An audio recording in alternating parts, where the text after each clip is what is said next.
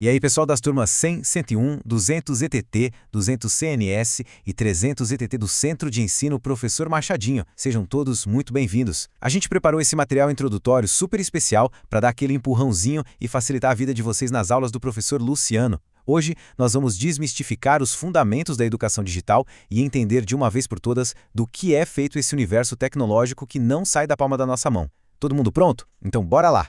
O nosso roteiro hoje está bem dinâmico. A gente vai passar rápido por uma introdução ao mundo digital, entender a linguagem dos dados e ver como o hardware evoluiu. Depois, vamos dar uma olhada na arquitetura de von Neumann, pular para o mundo virtual dos programas e sistemas e fechar a conta com as redes de computadores.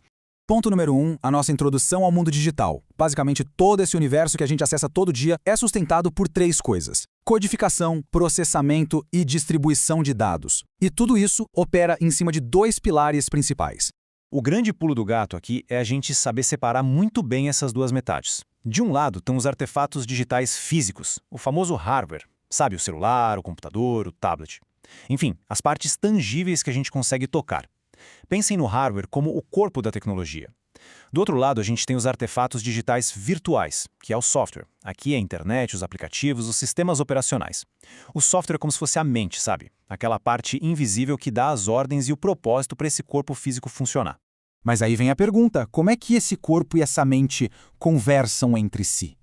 Chegamos ao tópico 2, a linguagem dos dados, a base da comunicação digital. Gente, toda essa tecnologia digital ultramoderna codifica e transmite informação usando uma linguagem incrivelmente simples, o sistema binário. A menor unidade de dados na computação é o bit. Ele só pode ser de duas coisas: 0 ou 1, ligado ou desligado. Só isso. E quando a gente junta um pacotinho com 8 desses bits, a gente forma o que é chamado de byte. Esse byte é a unidade básica para a gente representar um caractere, tipo uma letra ou um número. Para vocês terem uma ideia do poder dessa simplicidade, a matemática por trás disso é fascinante. Se a gente pegar esse único byte de 8 espacinhos de zeros e uns, a gente consegue fazer até 256 combinações diferentes. É absurdo pensar que a partir de uma base microscópica de 256 variações, a gente constrói absolutamente todas as palavras, fotos, áudios e vídeos digitais que a gente consome todo santo dia. Bom, já que a gente entendeu a linguagem, vamos focar agora no corpo, nosso terceiro tópico: a evolução do hardware.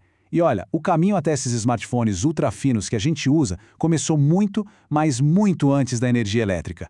A nossa linha do tempo física começa absurdamente cedo. Lá por volta de 2700 a.C., a gente já tinha o ábaco, que era um baita instrumento mecânico de cálculo. Dando um salto temporal imenso, em 1642, o Blaise Pascal inventou uma calculadora mecânica. Avançando um pouquinho para 1837, o Charles Babbage projetou a máquina analítica, que é basicamente o avô dos computadores programáveis. E foi só lá em 1946 que o ENIAC inaugurou de fato a era das grandes máquinas eletrônicas. Ou seja, a raiz de tudo isso é puramente mecânica. E tem um detalhe dessa história que é fantástico e pouca gente conhece. Em 1801, um mecânico francês chamado Joseph-Marie Jacquard inventou um TA automatizado para fazer tecidos.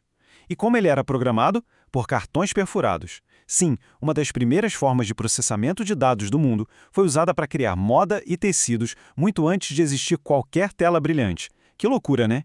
Mas o jogo virou de verdade em 1959 com a invenção do transistor. Antes dele, computadores gigantes como o ENIAC usavam umas válvulas eletrônicas enormes que esquentavam pra caramba e viviam queimando. O transistor era minúsculo, não esquentava tanto e substituiu essas válvulas. Eles encolheram o tamanho das máquinas drasticamente e aumentaram o poder de processamento de um jeito exponencial. Se não fosse o transistor, a gente jamais teria computadores pessoais hoje.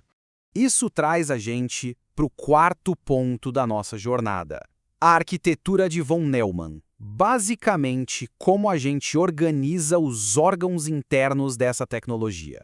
O contraste histórico aqui chega a ser engraçado. Pensa bem, na década de 40, o ENIAC pesava toneladas e ocupava uma sala inteira, precisando de várias operadoras para funcionar. Hoje, a gente tem placas-mães super compactas, que cabem numa mochila. E o mais impressionante, essa peça moderna de hoje segue exatamente a mesma arquitetura lógica proposta pelo matemático John von Neumann lá atrás. É uma ideia tão sólida que sobreviveu ao teste do tempo até hoje. E como funciona essa arquitetura do von Neumann? Ela divide o sistema em três partes vitais. Primeiro, a CPU, que é a unidade central de processamento. É o cérebro da máquina, que faz os cálculos e coordena a bagunça toda. Segundo, a memória principal. Aqui a gente tem a RAM, que é super rápida, mas apaga tudo quando desliga, e a ROM, que guarda os dados de fábrica permanentemente. E terceiro, os sistemas de entrada e saída, teclado, mouse e monitor. É o que permite a gente, ser humano, interagir com a máquina. Simples e genial. Pronto, dissecamos o corpo físico. Agora vamos atravessar a fronteira para o lado imaterial. Tópico 5. Programas e sistemas virtuais. Afinal, sem o software, nosso hardware seria só um peso de papel muito caro feito de metal e silício.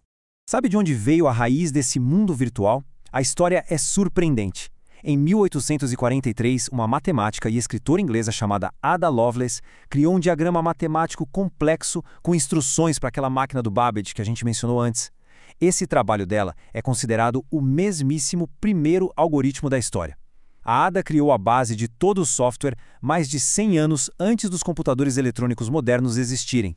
Corta para os dias de hoje, e esses algoritmos evoluíram para sistemas super complexos. A gente divide eles em duas caixinhas.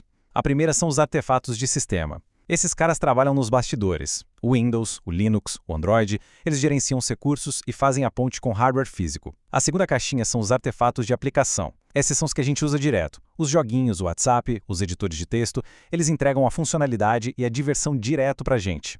E a gente chega ao nosso último tema estrutural de hoje, as redes de computadores. Porque um corpo e uma mente isolados são legais, mas quando a gente conecta todo mundo, aí as possibilidades são infinitas. As redes servem para conectar 2 ou mais desses artefatos digitais, seja por um cabo de rede ou pelo Wi-Fi, seguindo algumas regrinhas de comunicação. E o propósito disso é transformador. Uma rede permite que a gente compartilhe informações na hora, divida um hardware físico, tipo uma sala inteira usando a mesma impressora, e claro, dá acesso à internet. É a rede que viabiliza a gente se comunicar com qualquer lugar do planeta e maratonar séries ou jogar online com a galera. Bom, pessoal, a gente vai ficando por aqui nesse nosso resumo inicial, preparado especialmente para as turmas 100, 101, 200 ETT, 200 CNS e 300 ETT do professor Luciano. Mas antes de ir, eu deixo um desafio rápido para vocês. Olhem ao redor de vocês agora. Quantos artefatos físicos e virtuais estão moldando o seu dia de hoje? Desde a tela que vocês estão usando para acompanhar essa explicação, até o software rodando nela e o Wi-Fi invisível trazendo os dados pelo ar. A revolução digital está em todo lugar. Levem essa reflexão com vocês para as próximas aulas. Foi muito bacana estruturar isso com vocês e a gente se vê na próxima.